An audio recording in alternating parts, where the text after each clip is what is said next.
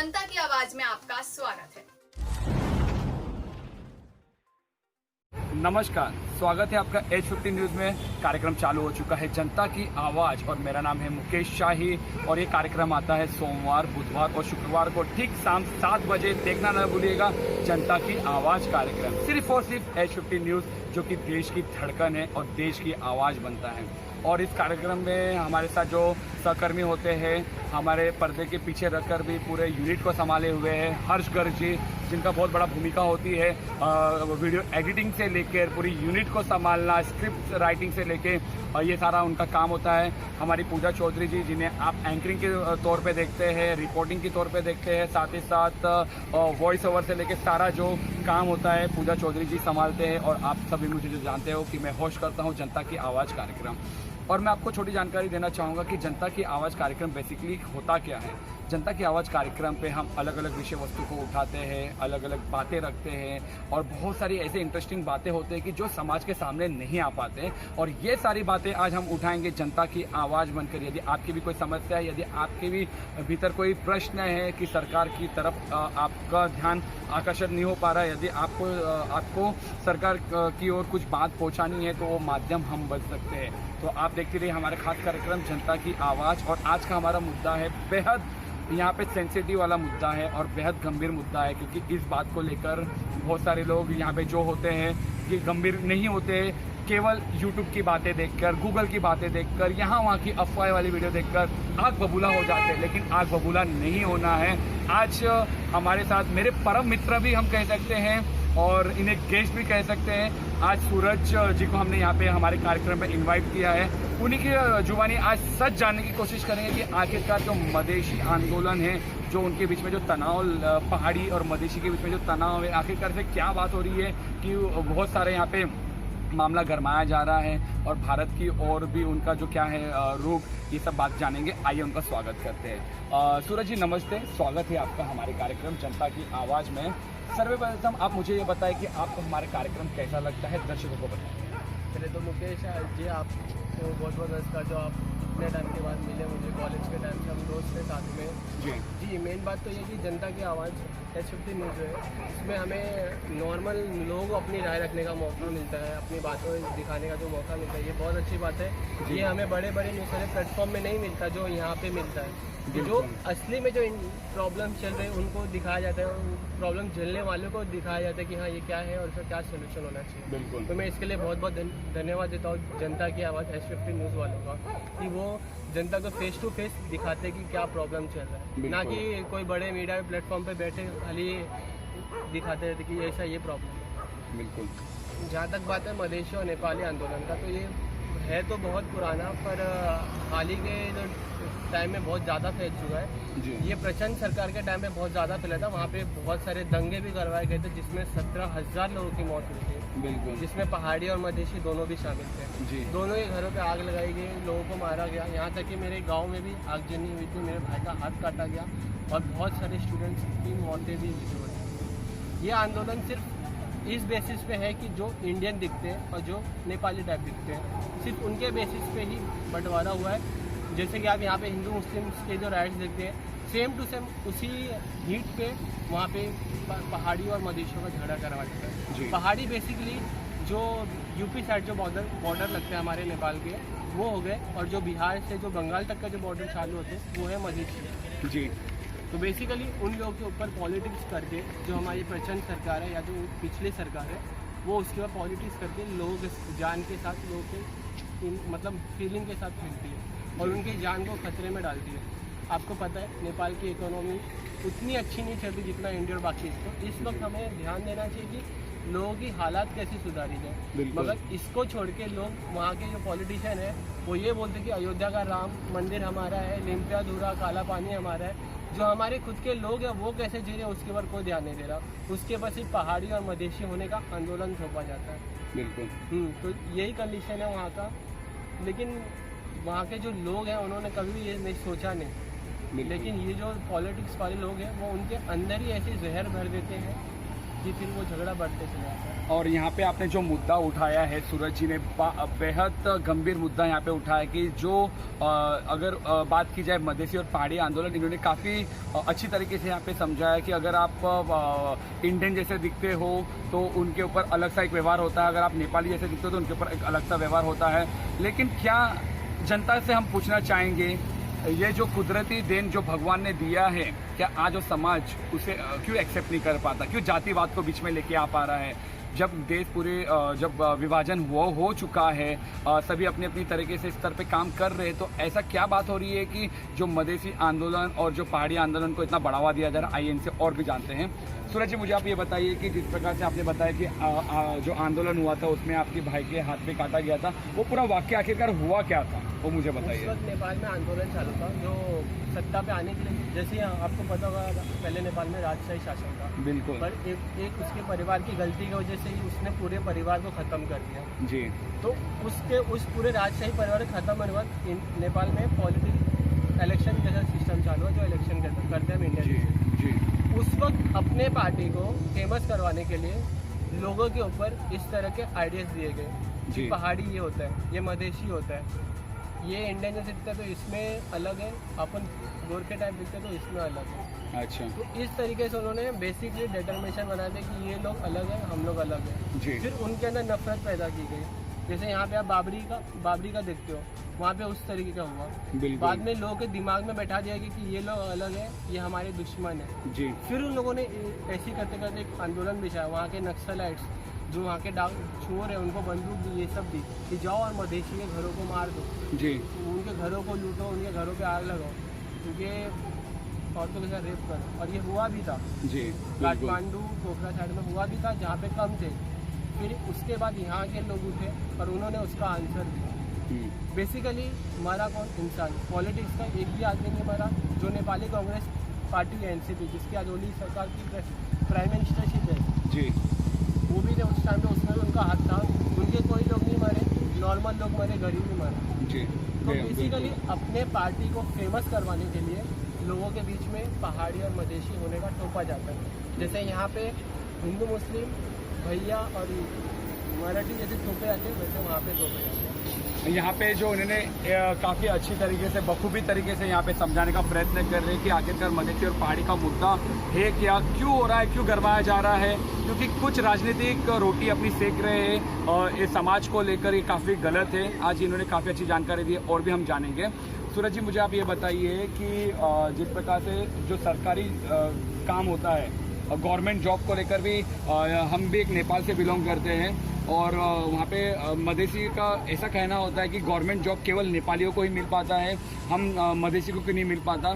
तो मैंने और जानने की इसमें डीपली कोशिश किया कि आखिरकार ऐसा कुछ कोटा है क्या, केवल नेपाली को मिले कि मधेसी को मिले, लेकिन मैंने इसका तथ्य पाया कि ऐसा तो कुछ नहीं है। वहाँ पे तो सबको सर्व समान अधिकार है।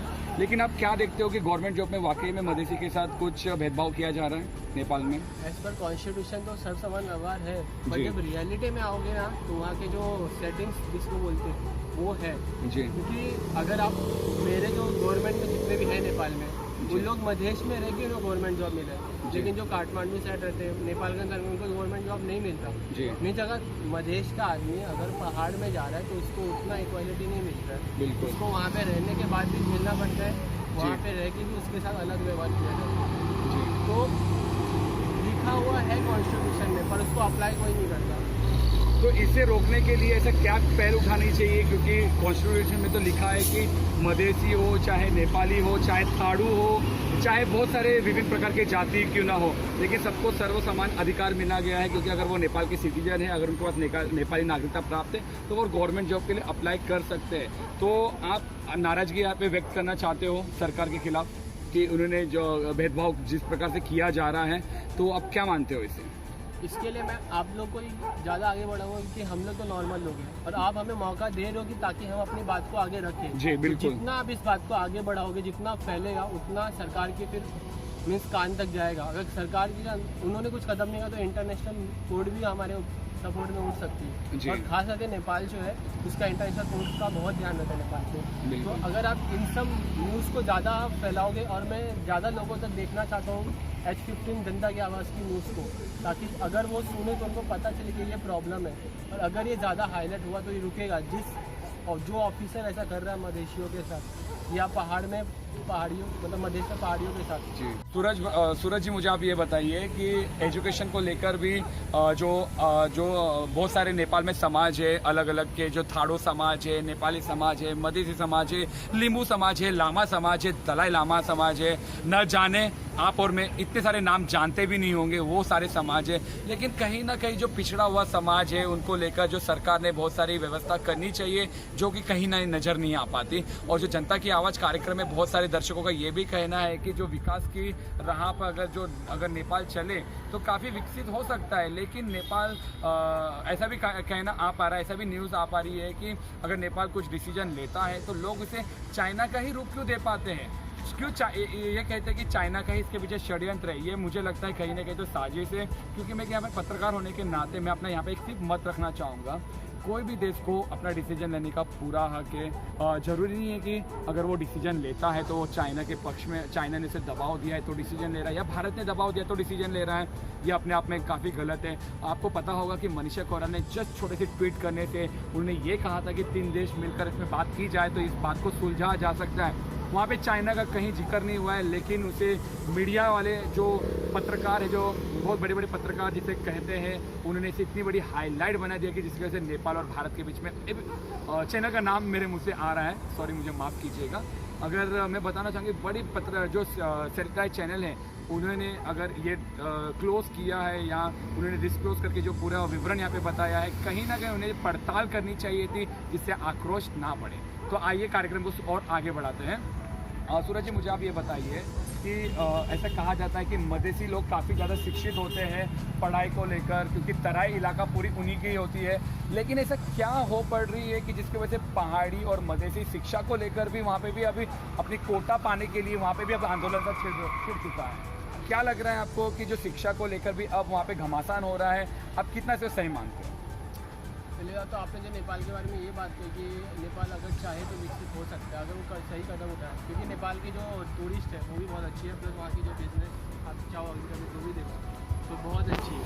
तो इस बात से नेपाल विकसित हो सकता है। और जहाँ तक एजुकेशन की बात है तो एजुकेशन में कोई फ़र्क नहीं होता, लेकिन जब जॉब की बात आती है तो फ़र्क होता है। जैसे कि मैंने आपको कहा कि गवर्नमेंट ने कॉन्स्टिट्यूशन तो बनाया, पर जब जॉब की बात है तो बहुत सारे ऑफिसर मधेशी और पहाड़ी के डिटर्मिनेशन पे वो लोग फ़र्क करते हैं, पार्शियलिटी करते हैं। तो जब तक ये नहीं होगा तब तक यही होगा कि दोनों में फिर फ़र्क आएगा कि मुझे ये जॉब चाहिए, मुझे ये जॉब चाहिए, मैं इसको यहाँ पे नहीं आने दूंगा, मैं मधेश को पहाड़ में नहीं, पहाड़ बोलेगा मैं मधेश को यहाँ पे नहीं आने दूँगा। बिल्कुल।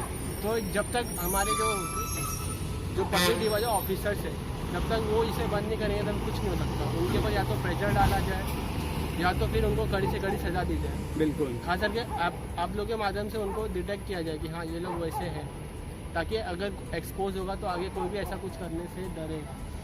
यहाँ पे ये जो शिक्षा की बात किए जा रहे तो इस वक्त की एक बड़ी खबर मैं आपको ये भी बताना चाहूँगा कि इस वक्त की एक बड़ी खबर आ रही है हमारे पास। ये जैसे जो भारतीय MBBS के स्टूडेंट जो नेपाल के काठमांडू शहर में जाके पढ़ रहे हैं, भारतीय होने की वजह से नेपाली जो शिक्षक व्यवस्था में उन्हें फेल किया जा रहा है।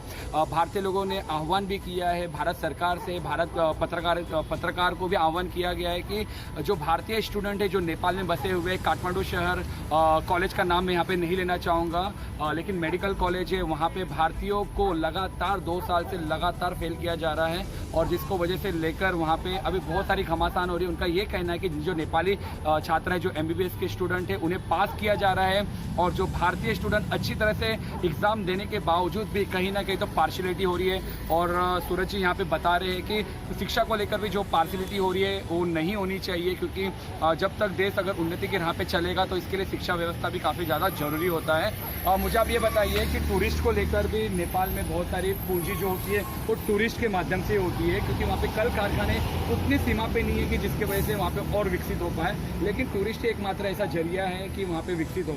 मेरा सवाल आपसे ये है कि यहाँ पे जातिवाद को हम बीच में न ला के विकास की ओर राह पे चलना चाहिए, तो आपको क्या लगता है कि मधेसी और जो पहाड़ी का जो मुद्दा को सब भूल कर यहाँ पे एकजुट होने के बाद आपको क्या लगता है कि देश कितना विकास की ओर जा सकता है?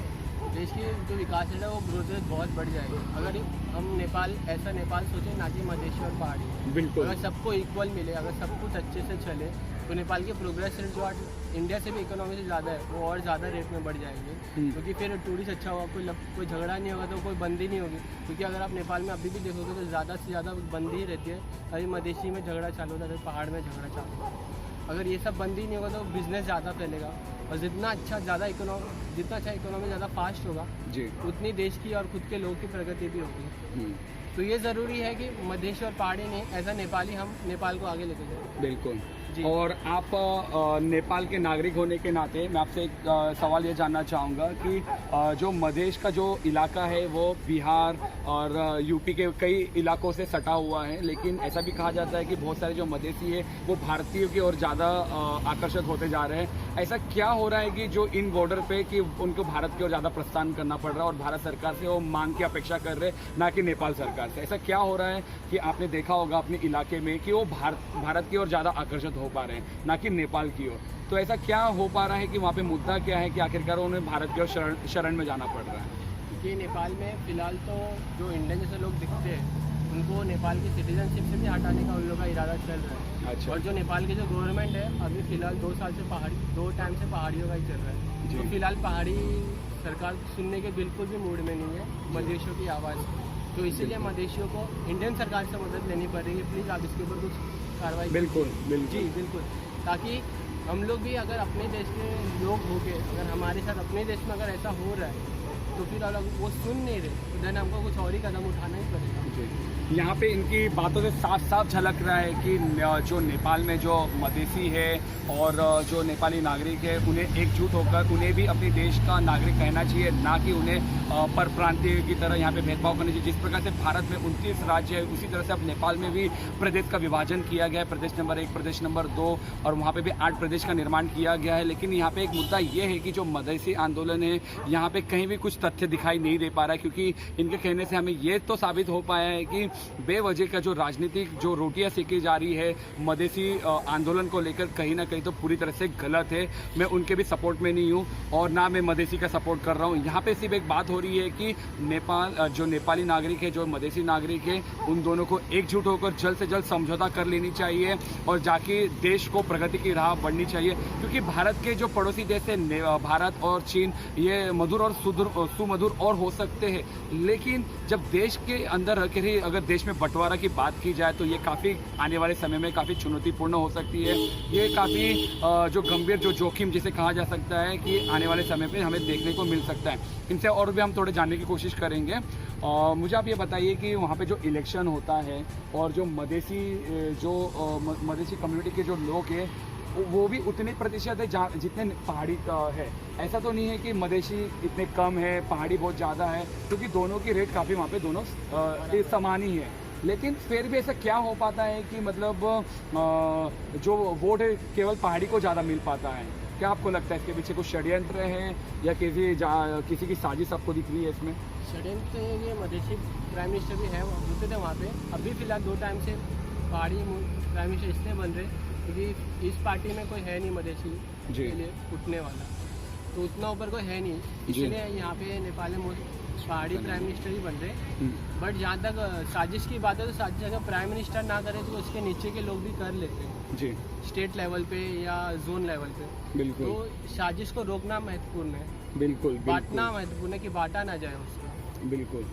तो ये जो हमारे परम मित्र ने यहाँ पे बखूबी तरीके से निभाया। अब हम कार्यक्रम के अंतिम में आ चुके हैं। अब जाने से पहले आज के जो युवा वर्ग को ये क्या संदेश देना चाहते हैं और जो लड़ाई झगड़ा जो हो रहा है उसे किस प्रकार से दूर खत्म कर देनी चाहिए और प्यार की भाषा बोलनी चाहिए, ना कि हिंसा की भाषा यहाँ पे होनी चाहिए। आइए इनसे एक लास्ट रिएक्शन जानते हैं। सूरज जी, आप मुझे लास्ट रिएक्शन बताइए कि जो नेपाल की जनता है और नेपाली मधेसी और नेपाली दोनों इक्वल है, क्योंकि ये आप और हम सोचते हैं, ऐसे ही हम जैसे लोग कई और सोचने लगे तो देश विकास की राह पे जा सकता है, ना कि वो समाज को बंटवारे की ओर। तो आप मुझे अभी ये फाइनल रिएक्शन दीजिए कि आज के जो युवा वर्ग है, जो यूट्यूब्स गूगल्स में काफ़ी ज़्यादा प्रेरणा ले चुके हैं और उन्हीं की बात को ऑथेंटिक मानते हैं, जो कि ऑथेंटिक बहुत सारी चीज़ें गूगल में नहीं पाई जाती, तो बिना एनालाइज किए जो युवा वर्ग है वो यूट्यूब में अपनी वीडियोस बना के पोस्ट कर देते हैं, जिसकी वजह से हिंसा रुकने का नाम नहीं ले पा रहा, हिंसा प्रतिदिन बढ़ते जा रहा है। आप भी कई वीडियो देखते होंगे, हम भी कई वीडियो देखते हैं, लेकिन आपको क्या लगता है इसमें लगाम लगानी चाहिए? तो लगाम लगानी चाहिए, तो आखिरकार वो कैसे लगनी चाहिए? आप रिएक्शन दे सकते हो। इसके ऊपर लगाम लगाने का सबसे मेन काम तो साइबर का होता है कि जैसे झूठे और फेक वीडियोस जो आते रहते हैं, मैं वीडियो पे देखते ही रहता हूँ, तो और ये ऐसे ऐसे न्यूज़ होते कि कुछ भी अगर ऑनलाइन आता तो हम उसे सच मान लेते हैं, हमें उसके हाथ पैर पता नहीं होता, ये भी नहीं होता कि पीछे क्या था और हो क्या रहा है, हुआ भी होगा या नहीं, लेकिन फिर भी हम उसको सच मान लेते हैं और उसके ऊपर अपना एक हेट्रेड रिएक्शन बना लेते हैं कि ये वैसी है।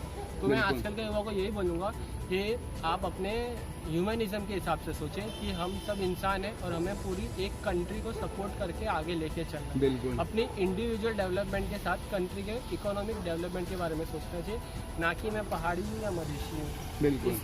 इसके चक्कर में आज तक नेपाल कम ही रहा है और पिछड़ा हुआ है, जबकि इसे आगे होना चाहिए। बिल्कुल। हमारे पास टूरिज्म के अच्छे ऑप्शन है, पोखरा, हिमालय, दुनिया का सबसे बड़ा माउंटेन हमारे यहाँ पे ही है। बिल्कुल। लेकिन फिर भी हम पीछे हैं हमारे पॉलिटिक्स की वजह से। और ऐसा भी कहा जाता है कि जो नेपाल की बहुत सारे जो युवा वर्ग के हमने मुँह से सुना वहाँ पे कि नेपाल की जनता गरीब नहीं है, नेपाल की जनता पैसे वाली है, लेकिन वहाँ के जो राजनीतिक दल है वो गरीब है, क्योंकि उन्हें सरकार चलाने आता ही नहीं है। बहुत सारे जो वहाँ के युवा वर्ग, पढ़े लिखे युवा वर्ग के, अक्सर मैंने कई उनके जबान से ऐसा सुना है कि उन्होंने कहा है कि यह नेपाल की जनता वो काफ़ी पैसे वाली है, लेकिन जो वहाँ की सरकार है काफ़ी गरीब है। क्या मानते हो आप? बिल्कुल सच है ये बात, क्योंकि पहली बात तो ये कि जो वहाँ के जो राजनीतिक है उन्हें कुछ पता ही नहीं होता है। वो लोग एरिया में कुछ फेमस होते हैं, उस चीज़ के ऊपर वो लोग इलेक्शन लड़ते और जीत जाते हैं, बट अगर आप उन्हें पूछो कि वहाँ के ज्योग्राफी हिस्ट्री क्या, उन्हें वो भी नहीं मालूम होता है। उनको आप आराम से बहका सकते हो और उनको ये पता है और पब्लिक उनकी बात सुनती है, तो इसके हिसाब से वो बोल देते कि ये हमारा दुश्मन है, इसको मान लो। तो अब ये तो नहीं मैं बोल सकता कि आप एक पढ़ा लिखा ही चुनो, क्योंकि फिलहाल तो वो होना मुश्किल है, बट ऐसे लोगों को आप इग्नोर करो तो ज़्यादा अच्छा है। बिल्कुल जी, तभी देश की तरक्की हो। और बेहद धन्यवाद सूरज जी, आप हमारे कार्यक्रम में आए और आपने हमें कीमती समय दिया और H15 न्यूज़ के दर्शकों के साथ आपने जो अपनी बात को साझा किया और मधेसी और पहाड़ी के बीच में जो भी घमासान था उसको आपने बखूबी तरीके से एक्सप्लेन किया। बेहद धन्यवाद। तो ये थे हमारे साथ सूरज, और जिन्होंने जो पहाड़ी और मधेसी को लेकर जो काफ़ी घमासान जो चल रहा है उसको लेकर बखूबी यहाँ पे जानकारी दिया, और ऑथेंटिक जानकारी केवल H15 न्यूज़ में ही मिलता है, और बाकी चैनलों में आप देखोगे तो वहाँ पे हम फर्जी खबर तो नहीं कह सकते, लेकिन 50-50 की तुलना से हमारा जो H15 न्यूज़ की जो खबर होती है 100% सटीक और सत्य खबर दिखाने का हम यहाँ पे आह्वान करते हैं। तो अब मेरा जाने का भी समय हो चुका है और आप देखते रहिए हमारा खास कार्यक्रम जनता की आवाज़। अगर आपकी भी कोई समस्या है तो आप हमें कमेंट करके बता सकते हैं। और मैं आपको यहाँ पे 2 बात एडिशनल करना चाहूँगा कि नेपाल और भारत को संबंध को लेकर यहाँ पे जो राजनीतिक खेली जा रही है उसे खेलना बंद कीजिए। H15 न्यूज़ की तरफ से हम हाथ जोड़ के विनती कर रहे हैं कि दोनों देश के बीच में